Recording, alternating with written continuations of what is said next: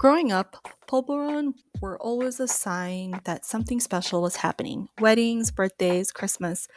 Someone was always gifting a tin of these crumbly, sweet little treats wrapped in cellophane like edible confetti, right? But this time, I wanted something different. It was one of those breezy afternoons that almost felt like fall. Even here, I thought, what if I bring autumn to the tropics in cookie form? So I did. I toasted pecans until the kitchen smelled like warmth, then folded them into a dough of pumpkin puree, coconut oil, and just enough powdered sugar to make everything melt in your mouth soft. A pinch of pumpkin spice, a splash of vanilla, and suddenly the air felt cooler, the day slower. It felt like home. The dough was crumbly but forgiving, just like polvoron should be.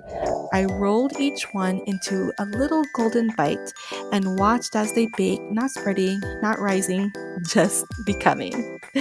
And when I took the first bite, it was everything I wanted, the comforting nostalgia of Filipino polvoron, dressed in a cozy sweater of fall flavors. No wrappers, no occasion, just me, a cup of tea, actually, a cup of hot chocolate, and a cookie that somehow felt like both home and adventure at the same time.